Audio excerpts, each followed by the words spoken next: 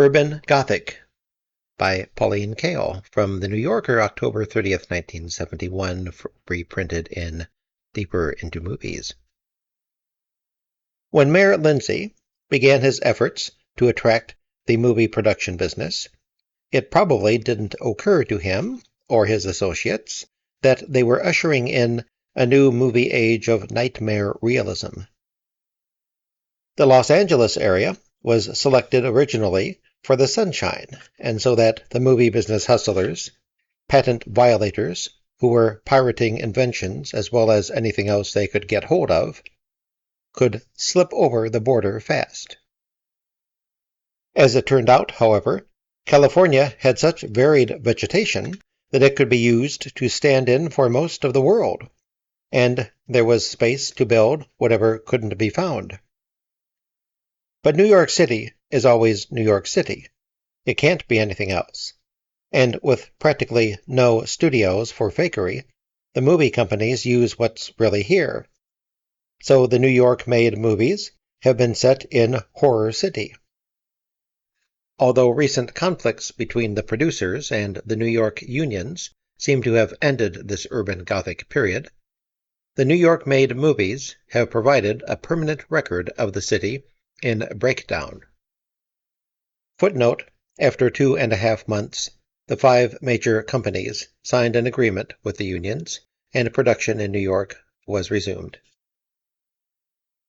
I doubt if at any other time in American movie history there has been such a close relationship between the life on the screen and the life of a portion of the audience.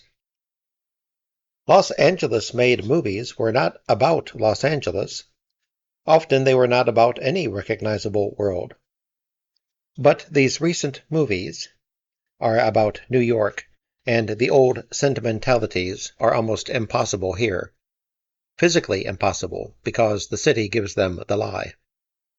I'm thinking of such movies as Clute, Little Murders, The Anderson Tapes, Greetings, The Landlord, Where's Papa, Midnight Cowboy, Harry Kellerman, Diary of a Mad Housewife, No Way to Treat a Lady, Shaft, Cotton Comes to Harlem, The Steagle, Cry Uncle, The Owl and the Pussycat, The Panic in Needle Park, Bananas, and the forthcoming Born to Win.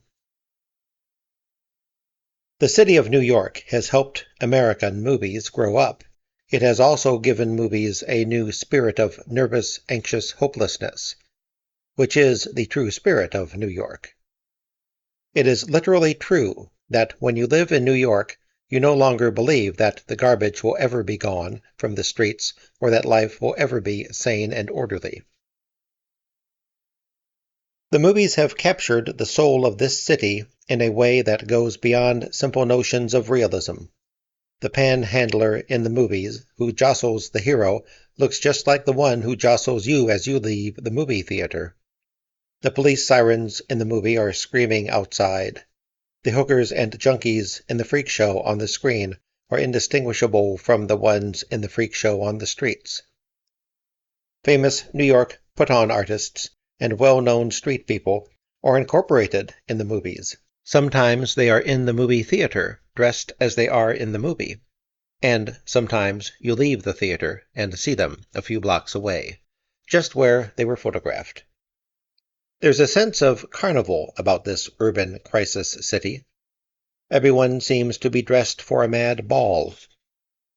Screams in the theater at Halloween movies used to be a joke, signals for laughter and applause, because nobody believed in the terror on the screen. The midnight showings of horror films now go on all year round, and the screams are no longer pranks. Horror stories and brutal melodramas, concocted for profit, are apparently felt on a deeper level than might have been supposed. People don't laugh or applaud when there's a scream. They try to ignore the sound. It is assumed that the person yelling is stoned and out of control, or crazy and not to be trifled with. He may want an excuse to blow off steam. He may have a knife or a gun. It is not uncommon now for fights and semi-psychotic episodes to take place in the theaters, especially when the movies being played are shockers. Audiences for these movies in the Times Square area and in the Village are highly volatile. Probably the unstable, often dazed members of the audiences are particularly susceptible to the violence and tension on the screen. Maybe crowds now include a certain number of people who simply can't stay calm for 2 hours. But whether the movies bring it out in the audience, or whether the particular audiences that are attracted bring it into the theater, it's there in the theater, particularly at late shows, and you feel that the violence on the screen may at any moment touch off violence in the theater. The audience is explosively live. It's like being at a prize fight, or a miniature Altamont. Horror is very popular in Horror City, old horror films and new ones. The critics were turned off by the madness of the devils. The audiences were turned on by it. They wanted the benefit of the sexual pathology of religious hysteria, bloody tortures, burning flesh, nuns violated on altars, lewd nuns stripping and orgying, and so on. Almost all the major movie companies are now, like the smaller ones, marginal businesses.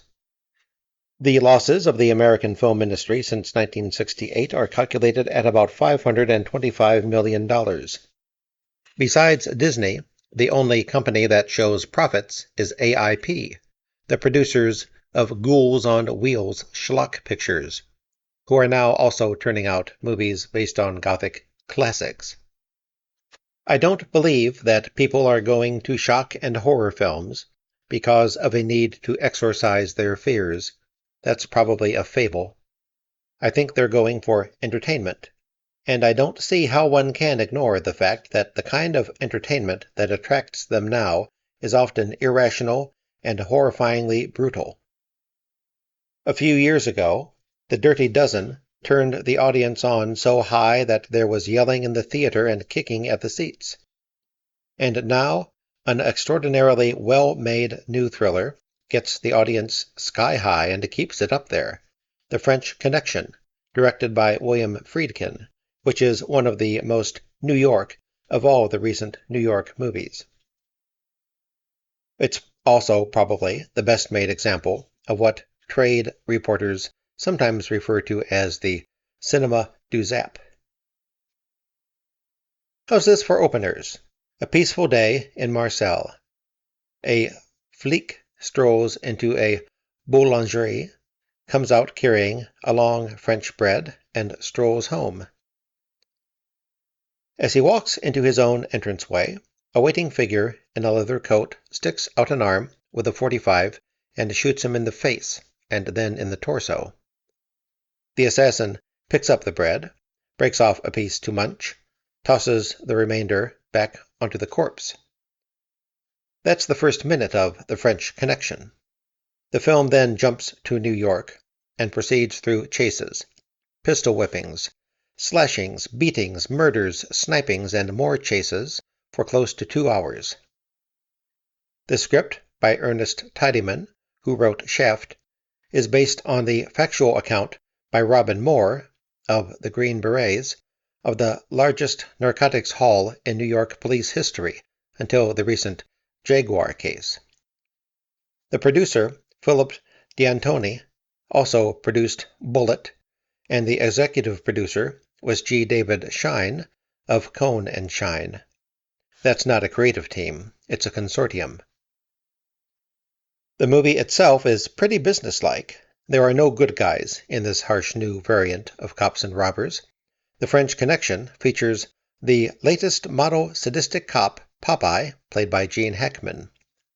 It's undeniably gripping, slam-bang, fast, charged with suspense, and so on. A mixture of razzia and Z, and hyped up, additionally, with a television thriller-style score that practically lays you out all by itself. At one point, just in case we might lose interest if we didn't have our minute-to-minute injections of excitement, the camera cuts from the street conversation of a few cops to show us the automobile smash-up that brought them to the scene, and we are treated to 2 views of the bloody faces of fresh corpses.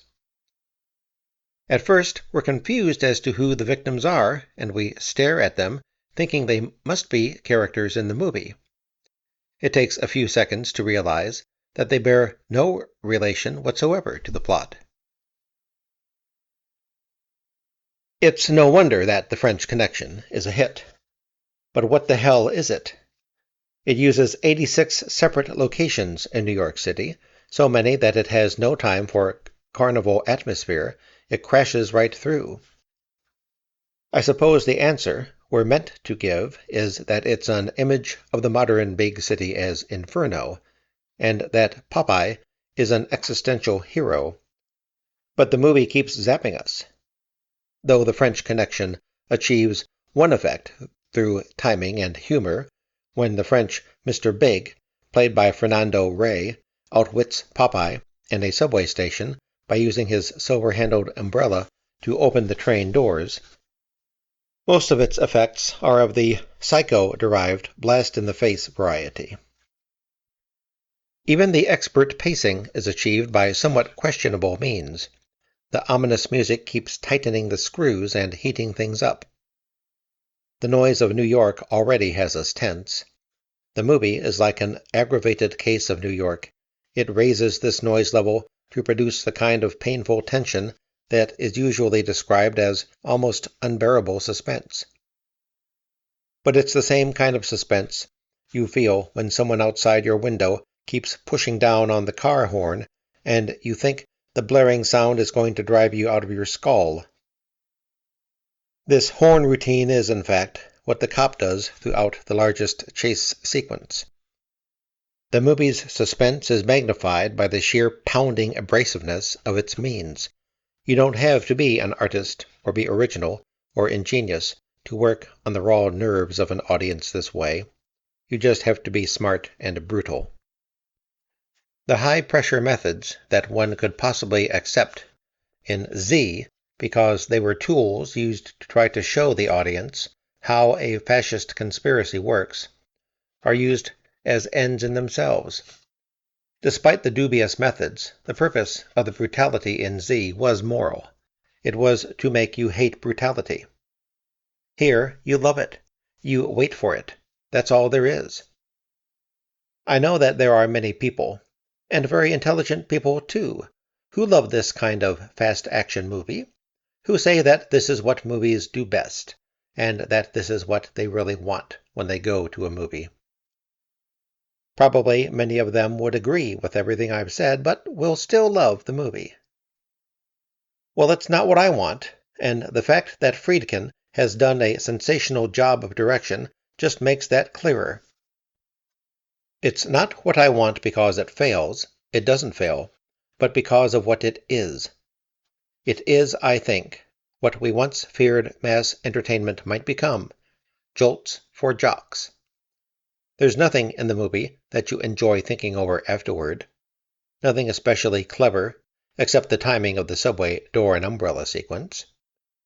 Every other effect in the movie, even the climactic car versus runaway elevated train chase, is achieved by noise, speed, and brutality. On its own terms, the picture makes few mistakes, though there is one small but conspicuous one. A good comic contrast of drug dealers dining at their ease in a splendid restaurant, while the freezing, hungry cops who are tailing them curse in a cold doorway and finally eat a hunk of pizza, is spoiled, because, for the sake of a composition with the two groups in the same shot, the police have been put where the diners could obviously see them. It's also a mistake, I think, that at the end the picture just stops, instead of coming to a full period. The sloppy plotting, on the other hand, doesn't seem to matter. It's amazing how much implausibility speed and brutality can conceal. Hitchcock's thrillers were full of holes, but you were having too good a time to worry about them. The French Connection is full of holes, but mostly you're too stunned to notice them. There's no logic in having the Lincoln Continental that has been shipped from France with the heroine inside abandoned on a back street at night rather than parked snugly in the garage of the owner's hotel. It appears to be on the street just so the narcotics agents can spot it and grab it. There's an elaborate sequence of an auction at an automobile graveyard, which serves no clear purpose. And if you ever think about it, you'll realize that you have no idea who that poor devil was who got shot in the overture, or why. For all the movie tells you, it may have been for his French bread. But you really know what it's all in there for. It's the same reason you get those juicy pictures of the corpses. Zaps. Listen to Popeye's lines, and you can learn the secrets of zap realism. A crude writer can give his crummy, cheap jokes to a crude character, and the jokes really pay off. The rotten jokes get laugh and also show how ugly the character's idea of humor is. Popeye risks his life repeatedly and performs fabulously dangerous actions, yet the movie debases him in every possible way. Hackman has turned himself into a modern Ted Healy type. Pork pie hat, sneaky piggy eyes, and a gut-first walk, like Robert Morley, preceded by his belly coming toward us in those BOAC Visit Britain commercials. Popeye, the name is out of Faulkner, I presume, has a filthy mouth and a complete catalogue of race prejudices, plus some cute fetishes. For example, he cases girls who wear boots. He is the anti-hero carried to a new lumpenproll low, the mean cop who used to figure on the fringes of melodrama, as in Sweet Smell of Success, moved to the center. Sam Spade might play dirty, but he had a code and he had personal style. Even Bullet, a character contrived to hold the chases and bloodshed together, was a super cop with style and feelings. This movie turns old clichés into new clichés by depriving the central figure of any attractive qualities.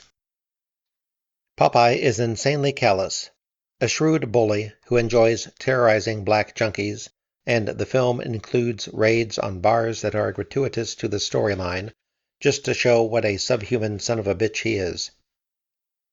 The information is planted early that his methods have already cost the life of a police officer, and at the end this plant has its pat payoff when he accidentally shoots an FBI agent, and the movie makes the point that he doesn't show the slightest remorse. The movie presents him as the most ruthlessly lawless of characters, and yet, here is where the basic immorality comes through. Shows that this is the kind of man it takes to get the job done. It's the vicious bastard who gets the results. Popeye, the low-lifer who makes Joe or Archie sound like Daniel Ellsberg, is a cop, the way the movie version of Patton was a general. When Popeye walks into a bar and harasses blacks, part of the audience can say, "That's a real pig," and another part of the audience can say, "That's the only way to deal with those people. Waltz around with them and you get nowhere." I imagine that the people who put this movie together just naturally think in this commercially convenient double way. This right-wing, left-wing, take-your-choice cynicism is total commercial opportunism passing itself off as an existential view.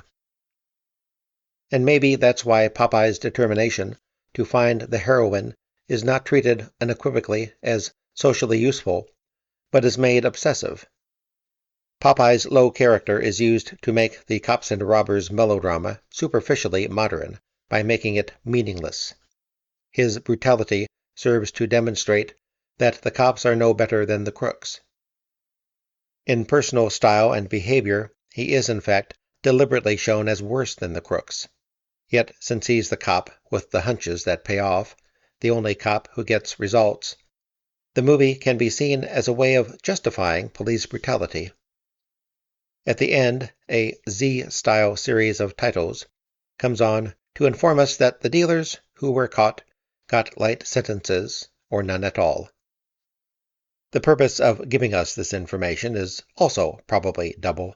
to tell us to get tougher judges and to make tougher laws, and to provide an ironic coda showing that Popeye's efforts were really futile.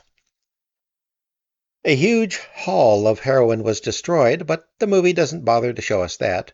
To give a man points for anything is unfashionable. The series of titles is window dressing anyway. The only thing that this movie believes in is giving the audience jolts, and you can feel the raw, primitive response in the theater. This picture says that Popeye is a brutal son of a bitch who gets the dirty job done. So is the picture. October 30th, 1971. Thank you for listening to the end, which for some reason you did.